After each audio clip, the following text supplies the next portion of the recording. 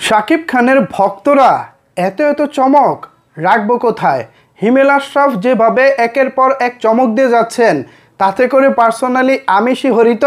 Viewers, আপনারা শিহরিত হবেন কিনা জানি না, তবে আপনাদের জন্য এই মুহূর্তে চমক জাগে নিয়ে খবর হচ্ছে শাকিব খানের রাজকুমার সিনেমায় শাকিব খানের বাবার চরিত্রে থাকছেন ছোট পর্দার আরশ খান।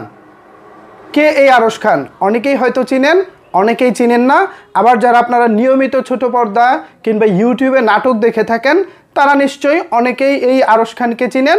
আবার গেল বছর ছোট পর্দার একজন অভিনেত্রী চমকের সাথে এই আরশ খানের একটা কন্ট্রোভার্সি তৈরি হয়েছিল। সেই কন্ট্রোভার্সির কারণেও অনেকেই চিনে, তখন আমিও তাকে ভালোভাবেই চিনেছি। যাই হোক, এবার সেই আরশ খান শাকিব খানের রাজকুমারে একেবারে শাকিব খানের বাবার চরিত্রে কি বলতেছে এই খবরের কাগজ নিউজ, আমি তো রীতিমতো একেবারে শিহরিত। এত চমক সাকিবিয়ানরা আপনারা রাখবেন কোথায়? আমি একজন কন্টেন্ট ক্রিয়েটরে হিসেবে আমি নিজেও শিহরিত। এবার চলেন আসলে নিউজটা কি হয়েছে, এখানে মূল ঘটনা একটু পড়ি, তাহলে আপনারাও বিষয়টি বুঝতে পারবেন। এরপর না হয় এ বিষয়ে পুরোপুরি আলোচনা করব। এখানে বলা হচ্ছে রাজকুমার সিনেমার ফার্স্ট লুক 3টি গান এর মধ্যে মুক্তি পেয়েছে, জানিয়ে চলছে আলোচনা। দেশ বিদেশে হয়েছে শুটিং, তবে মার্কিন অভিনেত্রী কটনি কফি আর শাকিব ছাড়া এতে কে কে অভিনয় করেছেন তা অবশ্য অগোচরেই রেখেছেন রাজকুমারের টিম।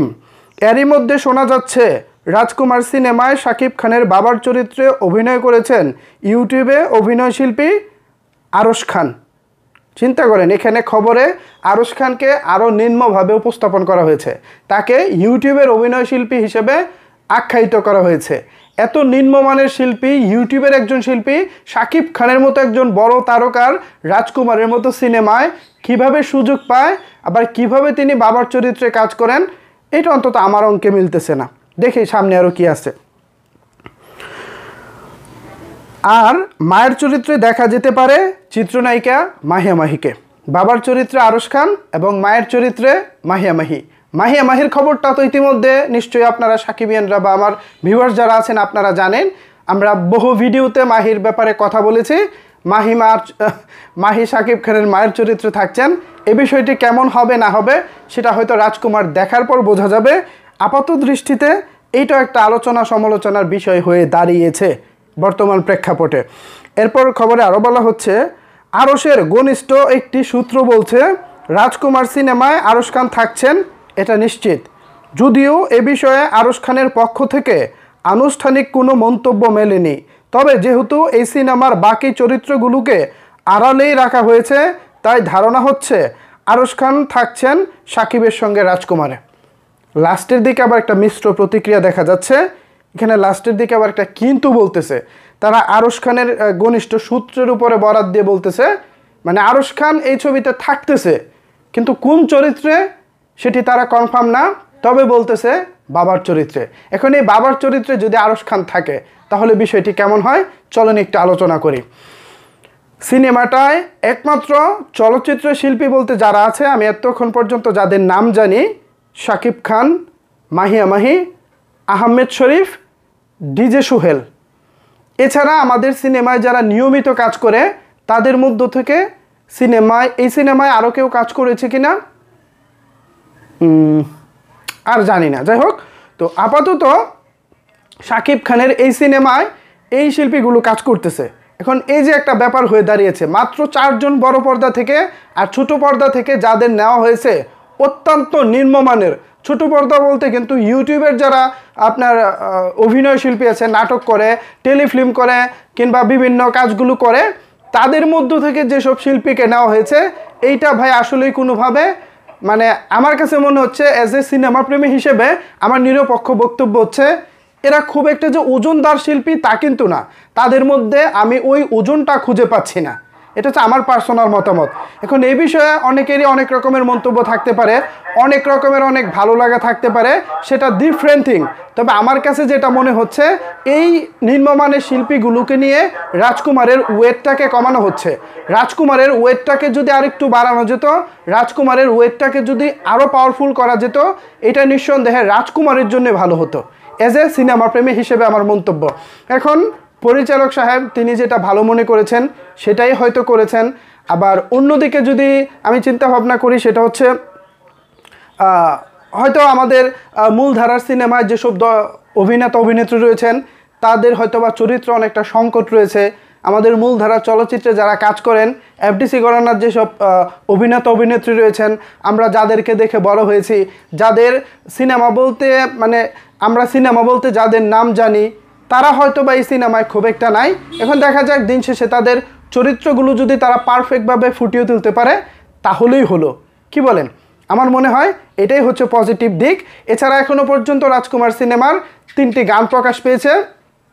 প্রথম গানটি সাকিবিয়ানদের ভালো মোটামুটি বেশ ভালো লেগেছে, সেকেন্ড গানটিও ভালো লাগার মতোই, কিন্তু তৃতীয় নাম্বার গান যেটা আমি একাই রাজকুমার, এই গানটি নিয়ে ইতিমধ্যে প্রচুর সমালোচনা হচ্ছে এবং সমালোচনায় একেবারে চারিদিকে ছেয়ে গেছে। সো সেই আলোচনা সমালোচনা চলতেছে, এর মধ্যে শোনা যাচ্ছে আরও একটি নতুন লুক আসতেছে মাহিয়া মাহির। এখন এই মাহিয়া মাহির আলোচনাটা আমি অন্য একটা ভিডিওতে করবো, এই ভিডিওটা অলরেডি লম্বা হয়ে যাচ্ছে। এখানে আমি আরশ খানকে নিয়ে কথা বলি, কারণ মাহিয়া মাহিরও একটা চমক আসতেছে, সেই চমকটা আমি অন্য ভিডিওতে বলি। সো এখানে আরশ খান শাকিব খানের বাবার চরিত্রে এটা না আমি পার্সোনালি কেমন জানি, এটা আবার আপনাদের মতো মিলাবেন না। আপনারা যারা সাকিবিয়ান আছেন আপনারা তো আপনাদের মতো করে শাকিব খানকে ভালোবাসেন, ভালোবেসে যাবেন, এটা স্বাভাবিক। আমি এজ এ কন্টেন্ট ক্রিয়েটর হিসেবে আমার পার্সোনাল মতামত দিচ্ছি।